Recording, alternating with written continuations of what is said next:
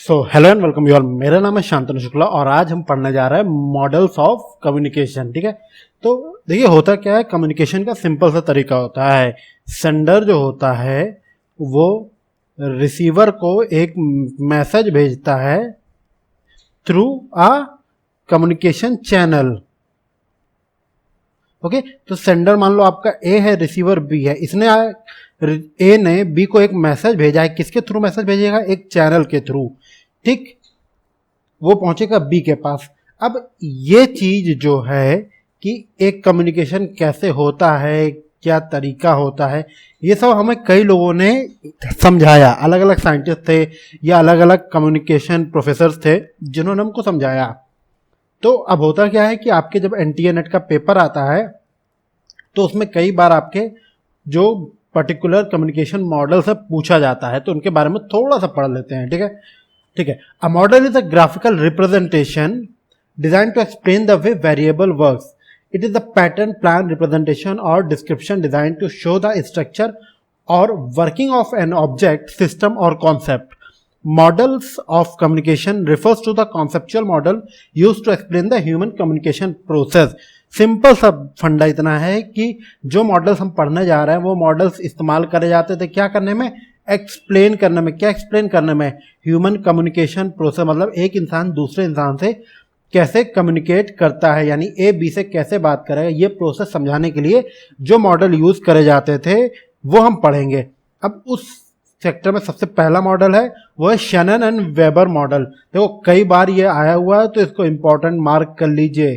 ठीक, Shannon and Weaver the first to develop an engineering model of human communication based on the telephone communication diagrammatically the process of communication can be shown like. देखिए मतलब ये है कि Shannon और Weaver जो थे उन्होंने सबसे पहले कम्युनिकेशन मॉडल जो था वो डेवलप करा था। ठीक, तो उनका जो मॉडल था वो एज फॉलो था। जैसे अगर आपने पिछले वीडियो देखेंगे तो उसमें ये बताया गया होगा कि एक मैसेज कैसे भेजता है। भाई देखो फिर से मैं एक्सप्लेन कर देता हूँ। ये है ए, ये है बी। अब ए क्या करेगा? ए के पास सबसे पहले एक आइडिया आएगा। ठीक है, आइडिया को वो क्या करेगा? ए इनकोड करेगा। ठीक, एनकोड करने के बाद ये एनकोड क्या करेगा? ये एनकोड करेगा आपका मैसेज को ही एनकोड करेगा, या ये इसी आइडिया को एनकोड करेगा। ठीक है, अब ये जो मैसेज है आपका, ये मैसेज जाएगा कहाँ? ये मैसेज जाएगा आपके चैनल में। और चैनल से कहाँ जाएगा? चैनल से जाएगा रिसीवर के पास। तो रिसीवर वो मैसेज समझने से पहले क्या करेगा? पहले वो करेगा डिकोड और तब वो पहुंचेगा रिसीवर के पास। ठीक, तो देखो सिंपल सा फंडा क्या हो गया आपका। तो सेम चीज ये जो मॉडल था, ये मॉडल इन्होंने शैनन एंड वीवर ने समझाया। तो इसी मॉडल को शैनन एंड वीवर मॉडल बोलते हैं और इंफॉर्मेशन मॉडल भी बोलते हैं। तो कंफ्यूज मत होना, इन केस कभी ये इंफॉर्मेशन मॉडल के रूप से क्वेश्चन आ जाए तो आप कंफ्यूज मत होइएगा। ठीक, तो इसमें देखो क्या होता है। इंफॉर्मेशन सोर्स जो होता है, ये मान लो आपका ए पर्सन है। ए पर्सन ने मैसेज लिया, ट्रांसमिट करा सिग्नल के थ्रू। अब देखो सिग्नल में ही नॉइस आने के चांसेस होते हैं। जब हम मैसेज भेज रहे होते, सिग्नल बोल दो या ये आपका मीडियम बोल दो, तो इसी जगह पे ही आपके नॉइस आने के चांसेस होता है। ये नॉइस यानी कि कोई ऐसा आ जाए कि आप भाई फोन कर रहे हो, पीछे से आवाज आ रही है, इस वजह से बी को वो मैसेज साफ सुनाई नहीं पड़े। ठीक, ये हो गया सिग्नल या नॉइस वाला पार्ट। अब इसके बाद क्या होगा? रिसीवर मैसेज रिसीव करेगा, यहां पे वो क्या करेगा? एनकोड करेगा और मैसेज को समझ जाएगा। ठीक, तो ये है आपके शैनन एंड वेबर मॉडल।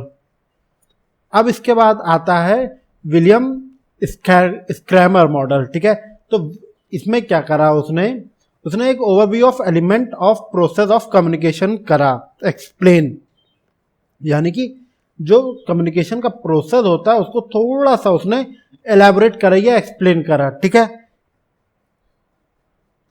अब बात क्या थी कि इनका जो मॉडल था विलियम स्क्रैमर का, तो वो मॉडल ज्यादातर यूज होता था किसके लिए? मास ऑडियंस के लिए। ठीक है, तो क्या होता था यहाँ पे source encoder, signal decoder and destination. यहाँ पे चैनल का काम नहीं है। क्यों? ज्यादातर क्या, जब भाई मास कम्युनिकेशन जब करते हैं हम, तो मास कम्युनिकेशन के साथ सीन क्या होता है कि भाई एक आदमी जो है आपका बात कर रहा होता है और बहुत सारे लोग जो है वो सुन रहे होते हैं, ABCD ये सारे लोग मैसेज सुन रहे होते हैं और ये आपका नेता जो होता है वो मैसेज बोल रहा होता है, ठीक है। तो अब इस कंडीशन में क्या होता है आपका कि यहाँ पे आपका ये मॉडल में एनकोडिंग मैसेज एक पर्सन कर रहा है तो एनकोड वो सबके लिए सेम कर रहा है और डिकोडिंग सबको ही अपने हिसाब से वो मैसेज समझता है, ठीक है। तो ये है आपका विलियम स्क्रैमर मॉडल, जो कि ज़्यादातर अगर पूछ लिया जाए कभी कहाँ यूज़ होता है तो ये यूज़ होता है मास ऑडियंस के लिए, ठीक, या मास कम्युनिकेशन के लिए।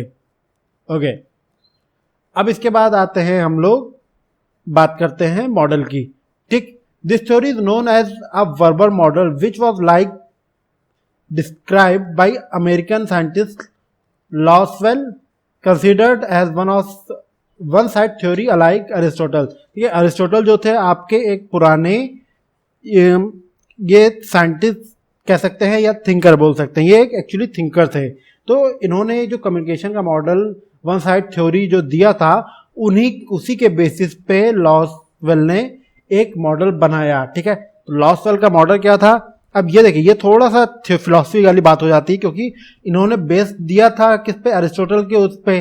तो अरिस्टोटल जो थे फिलॉसफी करते थे तो इसलिए थोड़ा सा फिलॉसफिकल फंडा आ जाता है।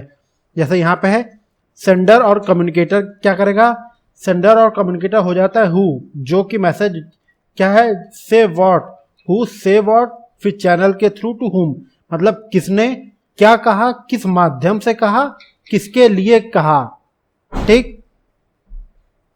और लास्ट स्टेप क्या होता है, लास्ट स्टेप जो किसी भी कम्युनिकेशन का क्या होता है, फीडबैक। तो फीडबैक भी रिजल्ट के रूप में निकलता है इस मॉडल में। आई होप यहां तक क्लियर होगा। अब ये देख लीजिए कि डेविड बर्लोज मॉडल, क्योंकि ये कई बार आपके पेपर में आया, देखिए डेविड बर्लोज मॉडल, आप ज्यादातर डेविड बर्लोज नहीं बोला जाता है, इसको SMCR मॉडल बोलते हैं, ठीक है। पेपर में भी आपके SMCR मॉडल करके आएगा, ठीक। तो अब इसमें क्या होता है, इसमें ये कहा जाता है आपका कि जो सोर्स है वो आपका मैसेज भेजता है अपनी स्किल और नॉलेज के बेस पे एनकोड करता है, और जो रिसीवर होता है वो मैसेज रिसीव करता है अपनी स्किल और नॉलेज को बेस करके। मतलब तरीका क्या होता है, ये देखिए तरीका ऐसा हो जाता है आपका कि भाई मान लो A है और ये B है। A आपका क्या है, कॉलेज प्रोफेसर है, और B जो है अभी 12th का एक छोटा बच्चा है। अगर यहाँ पे एज अ प्रोफेसर हम उससे बात करेंगे, हम उससे इंडियन इकोनॉमी की बात करने लगा और ये पता चला साइंस साइड का स्टूडेंट है, तो क्या इसको समझ में आएगा क्या कुछ कि ये आदमी क्या कर रहा है, उसको तो लगेगा ये पागल बना देगा मेरे को। तो सेम बात है यहाँ पे, क्या होता है दोनों अलग अलग लोग, एनकोडर और डिकोडर का दोनों का मेंटल लेवल अलग अलग होता है, इसलिए हमको इस मॉडल में सबसे ज्यादा रिएक्शन या फीडबैक की आवश्यकता पड़ती है, क्योंकि फीडबैक यहाँ पे अगर नहीं मिलता है तो हाँ हमको ये नहीं पता चलेगा सामने वाले को मैसेज कम्युनिकेट हुआ या नहीं हुआ, ठीक। तो ये मैसेज, ये हमेशा आपको बर्लोज मॉडल याद रखना पड़ेगा, ठीक। और उसमें आपको सबसे ज्यादा जरूरी क्या है, SMCR मॉडल, क्योंकि कई बार ये क्वेश्चन ऐसे पूछ लिया जाता है या कई बार इस तरह के क्वेश्चन आता है SMCR मॉडल, ठीक। ये मैंने एक्सप्लेनेशन के लिए एक फिगर भी दे दिया, अगर आप देखना चाहें तो यहाँ पे फिगर देख सकते हैं। सोर्स का डिफरेंशिएशन क्या हो सकता है, communication skill, attitude, knowledge, social system और कल्चर, सब अलग अलग हो सकता है। अब मैसेज किस कॉन्टेक्स्ट में वो बात कर रहा है, मैसेज का एलिमेंट क्या है, ट्रीटमेंट क्या है, स्ट्रक्चर क्या है और कोड क्या है, ठीक। जैसा भी मैंने बताया ना कि प्रोफेसर भाई बात कर रहा था इकोनॉमिक्स की, इंडियन इकोनॉमिक्स की, और 12वीं का बच्चा बेचारा कह रहा था सर अभी फिजिक्स केमिस्ट्री मैथ्स से नहीं निकल पाया हूं मैं जिंदगी में अपने, ठीक। अब ये बात आ गई चैनल की, एंड चैनल के बाद फाइनल रिसीवर का, यानी कि SMCR मॉडल, ठीक है। तो ये जो आपके कुछ गिने चुने मॉडल हैं ये ज्यादा इंपॉर्टेंट है, थोड़ा सा एक बार इनको रिवीजन कर लीजिएगा तो आपके पेपर में पॉसिबिलिटी है कि आपको ठीक से समझ में आ जाएगा एंड आप अच्छे नंबर स्कोर कर पाएंगे, ठीक है। तो इस वीडियो के लिए इतना ही रखते हैं। Wish you all the best for your examination, have a good